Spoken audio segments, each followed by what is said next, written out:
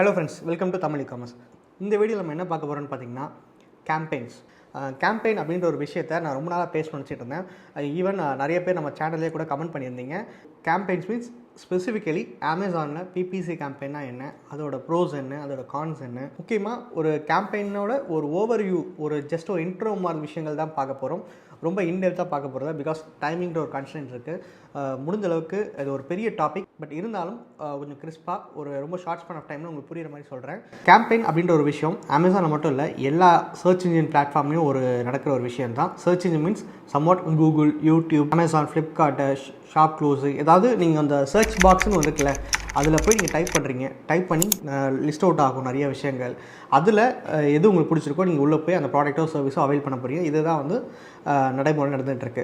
So அப்படி இருக்க சமயத்தில் அந்த லிஸ்ட் ஆகக்கூடிய பட்டியலில் உங்களோட ப்ராடக்ட்டோ உங்களோட சர்வீஸோ இருக்கிற அந்த பேஜை மேலே கொண்டு வரது அல்டிமேட் கோலாக இருக்கும். ஜென்ரலாக பார்த்தீங்கன்னா கேம்பெயின் அப்படின்ற விஷயம் நான் சொன்னதை வச்சு உங்களுக்கு புரிஞ்சிருக்கும். கூகுள்லையும் கேம்பெயின் இருக்குது, அமேசான்லையும் கேம்பெயின் இருக்குது. அது எப்படி சார் கேம்பெயின்ற ஒரு விஷயம் எல்லா இடத்துலையும் இருக்குமான்னு கேட்டிங்கன்னா கண்டிப்பாக இருக்கும். ஃபார் எக்ஸாம்பிள் இப்போ நான் சொல்லணும்னா, இப்போ கூகுளில் போய்ட்டு ஜூஸர் அப்படின்னு டைப் பண்ணி சர்ச் பண்ணுறேன். இப்போ ஜூஸர் அப்படின்னு டைப் பண்ணோன்னே கீழே சர்ச் இன்ஜினில் நிறைய வெப்பேஜ் லிஸ்ட் ஆகுது.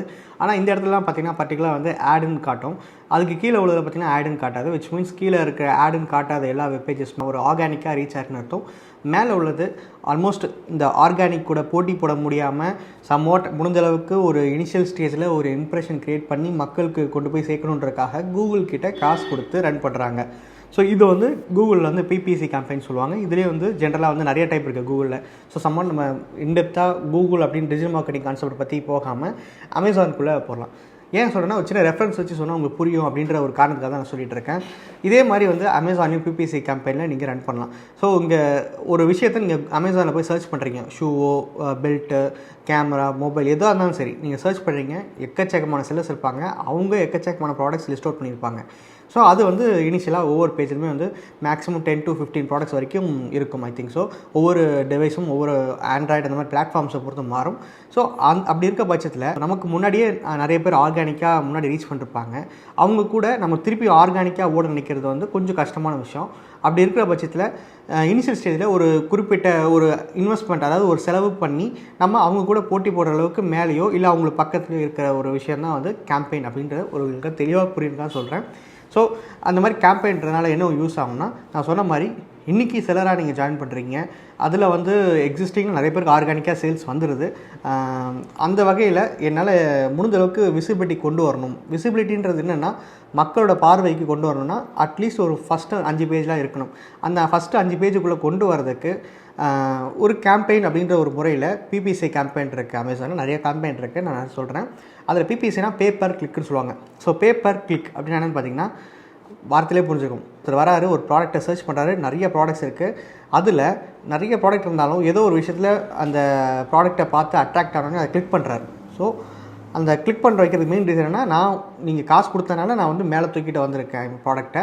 அந்த மேலே தூக்கிட்டு வந்தனால விசிபிலிட்டி கிடச்சிருக்கு. அந்த விசிபிலிட்டி கிடச்சனால உங்களுக்கு கிளிக் கிடச்சிருக்கு. ஸோ ஒரு நபர் அந்த கிளிக் பண்ணால் இவ்வளோ கிளிக் பண்ணுறதுக்கு ₹1, ஐ மீன் ₹1 இல்லை, குறிப்பிட்ட அமௌண்ட் அவங்க கேட்பாங்க. ஸோ அந்த குறிப்பிட்ட அமௌண்ட்டுன்னு கேட்பாங்களே, அது எப்படி அப்படின்னு கேட்டிங்கன்னா, அது எல்லா ப்ராடக்ட்டுமே மாறுபடும். Depends upon the competitor. இப்போ ஃபார் எக்ஸாம்பிள் ஒரு ஏலத்தில் உட்காந்துருக்கீங்க, ஏலம் மீன்ஸ் ஆக்ஷன் நினச்சிக்கோங்களேன். ஸோ ஒரு வீடே ஒரு ஆக்ஷன் விட்றாங்கன்னா, யார் அதிகமான ப்ரைஸ் கேட்குறாங்களோ அவங்களுக்கு தான் அந்த வீடு, கரெக்டாக? அதே மாதிரி தான் பிபிசி பிட் வேல்யூ வச்சு. இப்போ ஃபார் எக்ஸாம்பிள் ஹேர் ஆயில்ன்ற ப்ராடக்ட்டுக்கு ஒரு கீவேர்டுக்கு நான் பிட் வேல்யூ வைக்கிறேன், best hair oil for women அப்படின்னு சொல்லிட்டு. அந்த கீவேர்டுக்கு நான் ₹1.25 வைக்கிறேன். அதாவது யாராவது best hair oil for women அப்படின்னு சர்ச் பண்ணாங்கன்னா என்னோடய ப்ராடக்ட்டை டாப் பேஜஸ் கொண்டு வாங்க அப்படின்ட்டு அமேசான்கிட்ட நான் கேட்குறேன். அவங்க ஓகேன்னு சொல்லிட்டு ₹1.25 வச்சுட்டு அவங்க டாப் பேஜஸ் கொண்டு வராங்க. ஸோ இன்னொரு சிலர் வராரு, best hair oil for women அப்படின்ற கீவேர்டுக்கு ₹1.50 தரேன் அப்படின்னு சொல்கிறார். ஸோ இப்போது என்னை விட 25 பைசா அவர் அதிகமாக கொடுக்குறதுனால என்னோடய ப்ராடக்ட்டுக்கு மேலே அவர் ப்ராடக்ட் வரும். இன்னொரு சிலர் வருவார், அவர் என்னோட அதிகமாக திருப்பி 2வது அதோட அதிகமாக கொடுக்கும்போது 3வது ஃபஸ்ட்டு இது பண்ணுறார். ஸோ இந்த போட்டிகள் இருக்க தான் செய்யும். இதை பொறுத்து தான் இந்த பிட் வேல்யூன்றது மாறும்.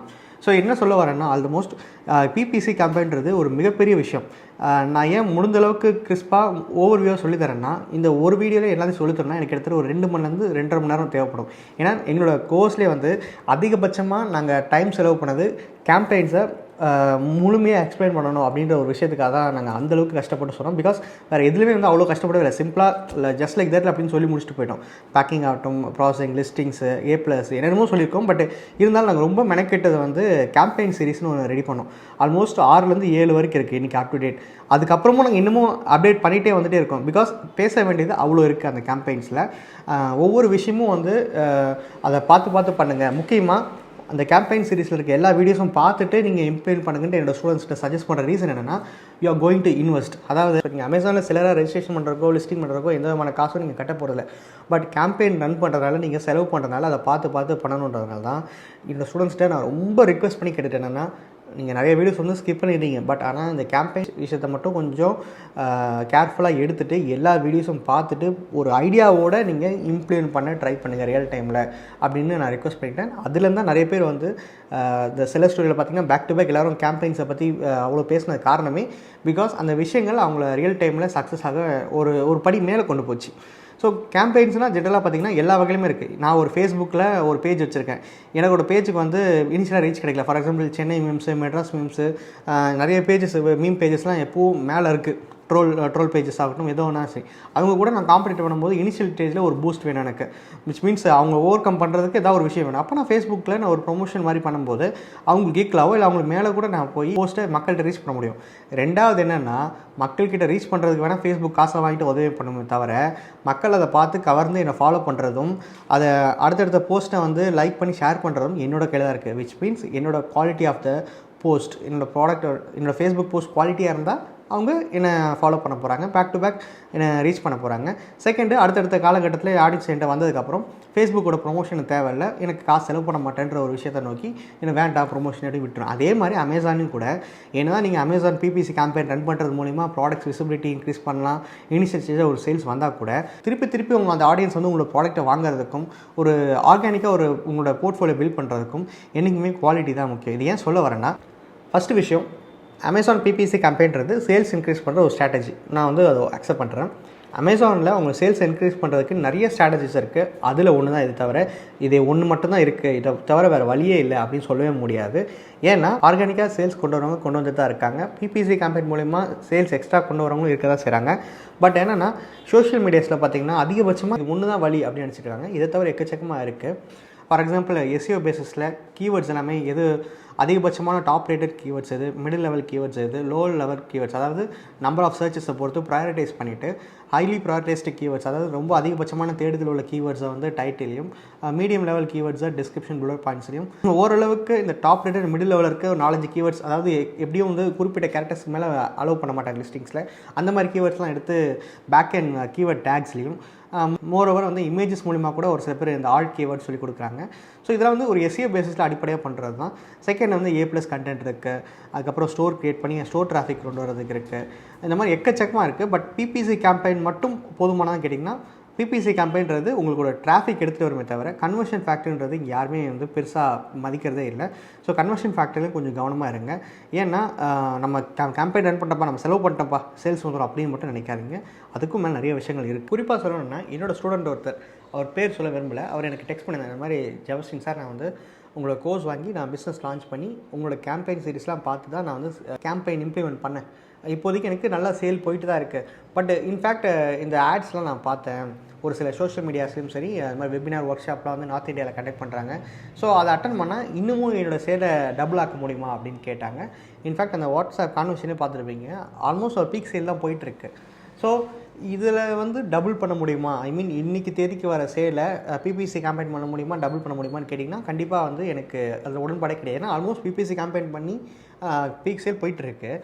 இதையும் டபுள் ஆக்கணும்னு நினச்சா அது என்ன சாத்தியம்னு பார்த்தீங்கன்னா, அது வந்து மக்களோட தொண்டையை அடைக்கிற மாதிரி தான். ஸோ இங்கே டிமாண்ட் ஒரு விஷயம் இருக்குது, சப்ளைன்னு ஒரு பக்கம் இருக்குது வச்சுக்கோங்களேன். ஆல்மோஸ்ட் டிமாண்ட் ஈக்குவலாகவோ ஒரு படி மேலே தான் நீங்கள் உங்களோட சேல்ஸ் இருக்குது. அதே மாரி நீங்கள் கேம்பெயின் நீங்கள் ஹெவியாக பண்ணுறதுனால சேல்ஸ் ஒன்றும் பெருசாக போகிறது இல்லையே. எதர் நீங்கள் அந்த ப்ராடக்ட்டு ஓகே சேல் போதும், அடுத்த ப்ராடக்ட் இன்ட்ரடியூஸ் பண்ணுறது தான் நல்ல ஒரு புத்திசாலித்தனமான ஒரு வேலையாக இருக்குமே தவிர, இது எப்படின்னா, இப்போ உங்களுக்கு பசிக்குது, ஓகேவா, உங்களால் ஒரு 3 இட்லி சாப்பிட முடியும். ஹோட்டல்காரங்க ஒரு இட்லி 5 ரூபாய்க்கு தராங்க. ஆனால் அன்றைக்கின்னு பார்த்தா ஆஃபர்ன்ற பேரில் 2 ரூபா தரனால உங்களால் ஒரு எக்ஸ்ட்ரா ஒரு 2 இட்லி சாப்பிட முடியுமா? ஹோட்டல்காரன் ஃப்ரீயாகவே கொடுக்குறான்ப்பா இட்லியை. நீங்கள் ஒரு 20-30 இட்லி சாப்பிட முடியுமா? பிகாஸ் உங்களோட லெவல் அவ்வளோதான். அதே மாதிரி மக்களோட ரெக்குவயர்மெண்ட்ஸ்ன்னு இருக்குது, அவங்களோட டிமாண்ட்ஸ்னு ஒன்று இருக்குது. அதில் வந்து எந்த செலர் போட்டி போட்டு அவங்கள ரீச் பண்ணுறாங்கிற ஒரு போட்டியில் அவங்களுக்கு ப்ராடக்ட்ஸ் போய் சேர்ந்துருது. ஸோ இன்னமும் நான் செலவு பண்ணுறேன், இன்னமும் நான் வந்து எக்ஸ்ட்ரா பிபிசி கேம்பெயின் ரன் பண்ணுறதுனால நான் வந்து அதிகமான சேல் அட்டென்ட் பண்ண முடியுமான்னு கேட்டிங்கன்னா கண்டிப்பாக முடியாது. ஸோ பிபிசி கேம்பெயின்ற யாருன்னா, இனிஷியல் ஸ்டேஜில் எனக்கு விசிபிலிட்டி கம்மியாக இருக்குது, இனிஷியல் ஸ்டேஜில் எனக்கு சேல்ஸ் கம்மியாக இருக்குது, மோரோவர் எனக்கு வந்து ஒரு அட்டென்ஷன் சீக்கிங்காக வந்து பண்ணுற வேலைகள் தான் இது. உங்களுக்கு ஆர்கானிக்காக உங்கள் ஃபஸ்ட் பேஜில் உங்களுக்கு ப்ராடக்ட் இருக்குன்னா then you don't need to run BBC campaign. ஒரு சில பேர் கேட்பாங்க, ஜெப்சன் சார் என்னோடய ப்ராடக்ட் வந்து ஆர்கானிக்காகவே வந்து ஃபஸ்ட் பேஜில் இருக்குது, என்னோடய நிறைய கீவேர்ட்ஸ்லாம் போட்டு சர்ச் பண்ணி பார்த்துட்டேன், இப்போ கேம்பெயின் ரன் பண்ணால் கூட சேல் போகுமான்னு கேட்குறாங்க. அது எப்படி இருக்குன்னா, இப்போ என்னோடய ஃபோனில் ஃபுல் சார்ஜ் இருக்குது, ஓகேவா, நான் பவர் பேங்க் போட்டுட்டு நான் யூஸ் பண்ணால் எனக்கு சார்ஜே குறையாதான்னு கேட்டிங்கன்னா அது எப்படி? வாய்ப்பே இல்லை இல்லையா? ஆல்மோஸ்ட் இங்கே சார்ஜ் குறைஞ்சி அதுக்கப்புறம் பவர் பேங்க் போட்டால் தான் அந்த பேலன்ஸ் இருக்க பவர் வந்து கொஞ்சம் எக்ஸ்லீட் ஆகும். அந்த மாதிரி தான். ஸோ ஆல்ரெடி நீங்கள் ஆர்கானிக்காக டாப் லெவலில் இருக்கவங்களுக்கு வந்து மேக்ஸிமம் வந்து கேம்பெயின் ரன் பண்ண தேவையில்ல. அப்படி கேம்பெயின் ரன் பண்ணாலும் அதர் தென் தட் வேறு எதாவது கீவேர்ட்ஸுக்கு நீங்கள் கஸ்டமர் இழுக்கிறீங்களா, அந்த மாதிரி விஷயங்களுக்கு வேணால் நீங்கள் ட்ரை பண்ணாமல் தவிர மேக்ஸிமம் வந்து பிபிசி கேம்பெயின்ஸ் வந்து நான் சொன்ன மாதிரி 3 பேர் தான். ஒன்று, இனிஷியல் ஸ்டேஜில் எனக்கு ஒரு விசிபிலிட்டி கிடைக்கணும். செகண்ட் வந்து எனக்கு விசிபிலிட்டி மேக்ஸிமம் வந்து ஒரு 5வது 6வது பேஜில் இருக்குது சார், கொஞ்சம் சேல் கம்மியாக இருக்குது அப்படின்றவங்க வேணால் ட்ரை பண்ணி பார்க்கலாம். ஓரளவுக்கு செகண்ட் ஃபஸ்ட்டு பேஜ் ஒரு ஃபஸ்ட்டு 3 பேஜில் இருக்கணும். இன்னொரு விஷயம் சொல்ல மறந்துட்டேன், என்னோடய ப்ராடக்ட் ஃபஸ்ட்டு பேஜில் ஃபஸ்ட் இடத்துல தான் சேல் வரும் அப்படின்ற மித்தெல்லாம் இங்கே இல்லவே இல்லை. யாராவது நீங்கள் கடைக்கு போய் ஒரு சட்டையோ சாரியோ அந்த ஒரு ஷாப்கீப்பர் வந்து ஒரு பண்டில் எடுத்து கொடுக்குறான், ஃபஸ்ட்டு ஒரு சாரியோ இல்லை ஃபஸ்ட்டு வர ஷர்ட்டையோ எடுத்துகிட்டு நீங்கள் பில் போட்டு வந்திருக்கீங்களான்ற யோசிச்சு பாருங்கள். இதுக்கான ஆன்சர் உங்களுக்கு கிடச்சிடும்.